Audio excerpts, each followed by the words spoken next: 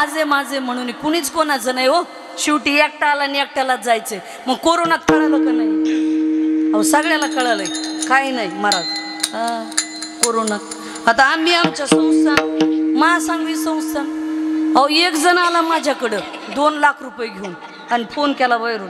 म्हणले आई साहेब संस्थानचं गेट उघडा. म्हणलं का? नाही नाही तुम्हाला 2 लाख रुपये द्यायचे दर्शन घ्यायचे. म्हणलं नकोच. काय करता हो पैसे नकोच. अहो जगायचं पडलं कशाचे 2 लाख काय 2 लाख काय 10 लाख दिले तरी जगू माणसाला नकोच वाटत. नको म्हणलं आपल्याला म्हणलं कीर्तन करायचे अजून जगायचे कोणाला मरू वाटतंय. नको नको नको म्हणलं नकोच. म्हणलं साहेब पुन्हा बघू. हा मग पण ताई गायक महाराज सगळेजण डोक्यात ठेवा.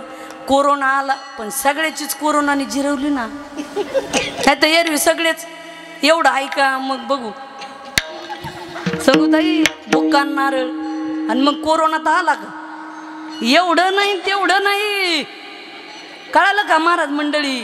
तुम्ही यांचंच नका आपलं काय झालं. हा आपले कसे हाल झाले. मग महाराज लोकांचं होतं असं पाहिजे तसं. मग बुक्का नाही नारळ नाही घ्या बुक्का. सगळ्यात जास्त धंदा तर आमचा बसला. दिनरजनी हातचे धंदा गोविंदाचे पवाडे. हा देवाचं नाव घेऊन रात्री सांगितलं मी आमचा धंदा. सगळ्यात फाटका आम्हाला बसला. आता आम्ही कसं बोलणार आहे? आम्ही आमच्या जिल्ह्यातल्या कलेक्टरकडे भेटायला गेलो बीड जिल्ह्यातल्या. आता आमचं कसं असं पहिल्यापासून जायचं बोलायचं बेधडक थोडी सवय ती. मला साहेब हे कशामुळं आम्हाला नाही हो. मला लग्नाला परवानगी दारूच्या दुकानाला परवानगी थोड्या थोड्या माणसात आणि आमच्या कीर्तनालाच परवानगी का द्यायनात. मला ते कलेक्टर साहेब म्हणले आई साहेब तुमचं खरं आहे पण एक गोष्ट आहे दारूच्या दुकानाला परवानगी काय? लोक लाईनला लागतात घेतात आणि जातात. म्हणजे तुमच्या कीर्तनात लोक बसतात म्हणून तुम्हाला परवानगी. म्हणून आपल्याला इतका फटका होता. त्याच्यामुळं काय आहे बरं का तुम्ही समजायचं नाही काही आणि आम्ही समजायचं नाही बरं काही. माईकवाले मशीनवाले तुमचं माईक तरी वाजलं का कुठं?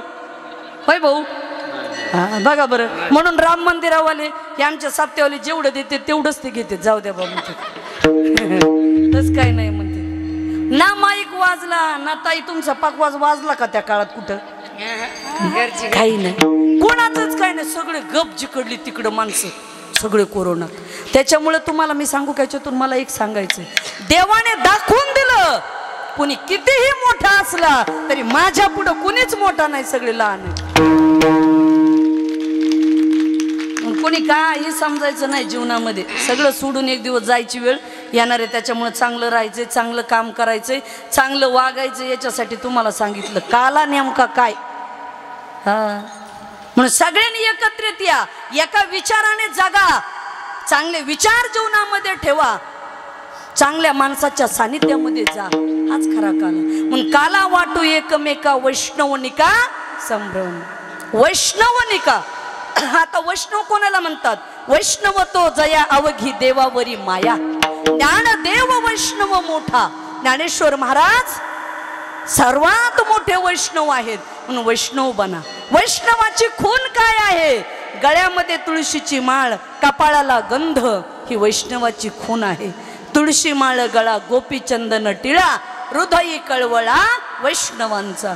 म्हणून आपण हिंदू आहोत. प्रत्येकाने सकाळी आंघोळ केल्यानंतर गंध लावत जा कपाळाला गंध. टिक्का होय वेलीस महाराज तुम्ही अधूनमधून शंख वाजवतात. हा शंखनाद फार महत्वाचा आहे.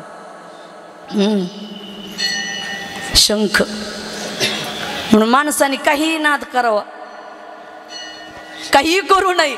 शंखनादच करावा. चांगलाच नाद करावा जीवनामध्ये. कशाच्या नादी लागून काय उपयोग नाही. म्हणून काला वाटू एकमेका वैष्णवनिका संभ्रम. म्हणून जगद्गुरु तुकोबाराय म्हणले आमचे वैष्णव काला मी एकमेकाला वाटू. बर हा काला वृंदावनामध्ये त्या काळामध्ये केला तो काला. पण ज्यावेळेस श्रीकृष्णाने हा काला केला मग म्हटले बसले जेवायला म्हणले हात कुठं? पाण्यात धुवायचे. पण जे स्वर्गातले देव होते ते माशाच्या रूपाने त्या यमुना माईच्या पाण्यात येऊन बसले होते.